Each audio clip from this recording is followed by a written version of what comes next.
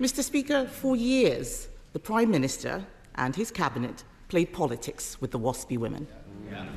The Deputy Prime Minister said Conservatives were stealing their pensions. She promised to compensate them in full. Another broken promise. Now they admit we were right all along.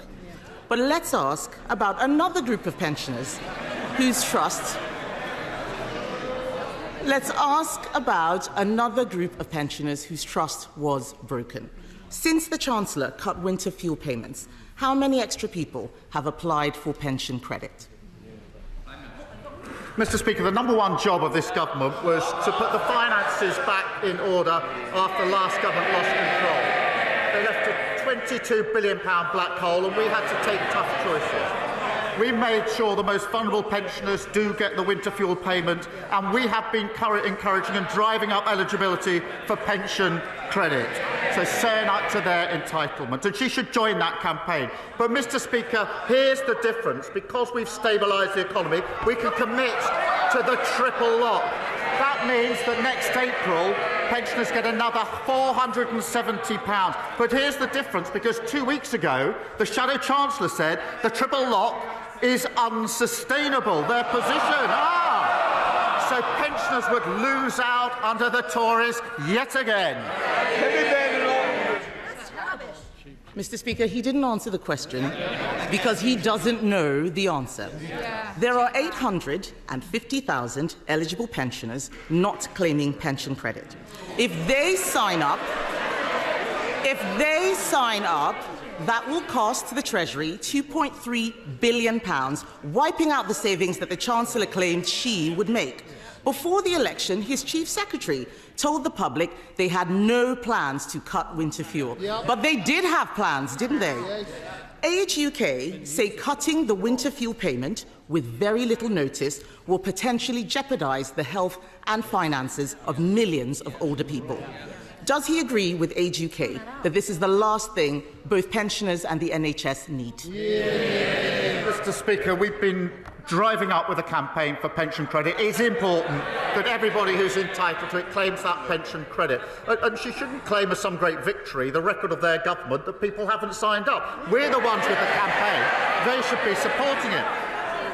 But because of the triple lock, pensions will be going up by £470 next April. She hasn't answered the question. Her Shadow Chancellor says the triple lock is unsustainable. So she needs to explain how pensioners will be worse off under a Tory government. It is Prime Minister's question. Kemi Badenoch. Mr. Speaker, we protected the triple lock during all our time in government. Meanwhile, energy bills are increasing, despite his promise to cut them by £300. In Scotland, his party leader wants to restore the winter fuel payments. Across England, councils are scrabbling together funds for struggling pensioners. The tragic reality this Christmas is pensioners will suffer and may even die as a result of this cruel policy. Did the Chancellor consider the impact on councils and on the NHS, or does she just not know what she's doing? The Household Support Fund was set out in the budget. She knows that. We're pushing up pension credit. But she now says they are committed to the triple lock. Her Shadow Chancellor says they're not, that it's unsustainable. Maybe over a sandwich or a steak they could sort it out and come back and tell us what their policy actually is. Kemi Badenoch. Mr. Speaker, the Prime Minister needs to misrepresent me to make his point. I don't need to misrepresent him to make my point. Yes.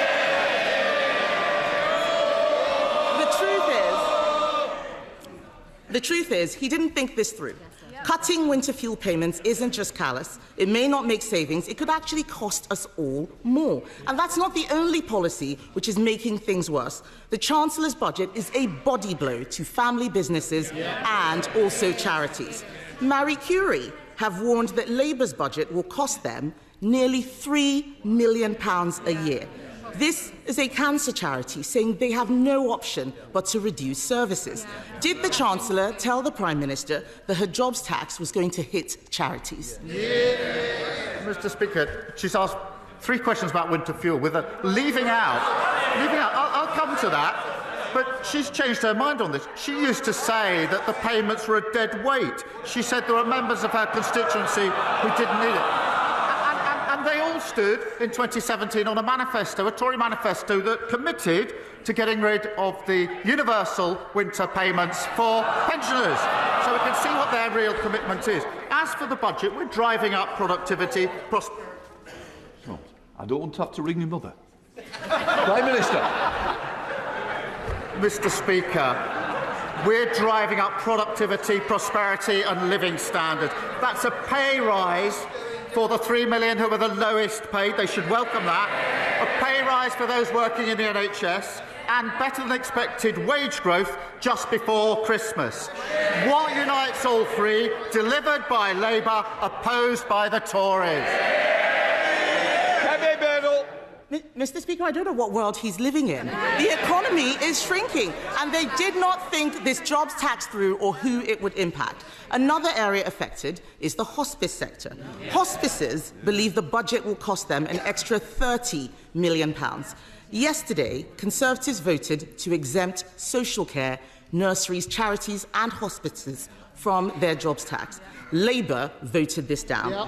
So can the Prime Minister at least agree to fund hospices so they can continue their invaluable work helping people at the end of their lives?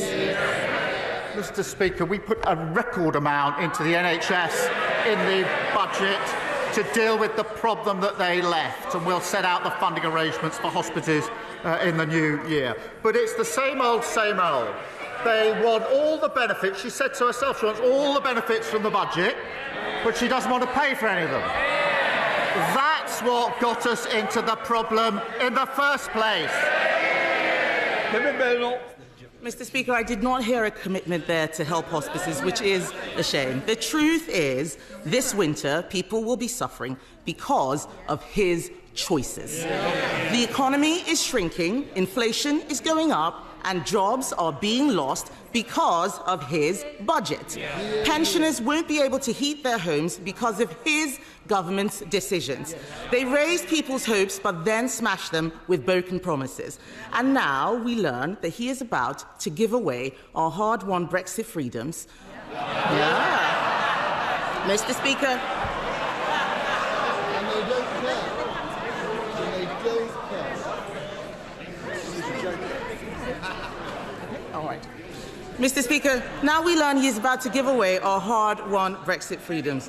The truth is, they are punching the British people in the face, literally in the case of one of his MPs, and he will pretend that this is about the past. But we all know these are his choices, bad choices. If he's looking for a New Year's resolution, why doesn't he start with telling the truth?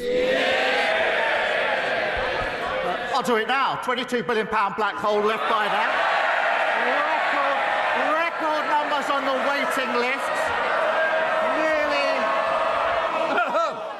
Nearly. It's not a good time to leave the chamber, is it? Prime Minister. Mr. Speaker, £22 billion black hole. Record waiting list with our NHS. They should hang their heads in shame. Immigration completely out of control. Nearly 1 million net migration. She was the cheerleader for all of that. She wants the truth. That's the truth. That's why they're sitting there. Mr. Speaker, whilst they cart from the sidelines, talking the country down, this government is getting on with the job. Record funding for the NHS. Money for our trains, buses and, yes, Mr. Speaker, potholes. Pay rises for 3 million of the lowest paid. Wages growing faster than inflation. Planning laws reform. Great British Energy set up. We're only getting started. Next year we'll continue to rebuild no matter what the blockers opposite say.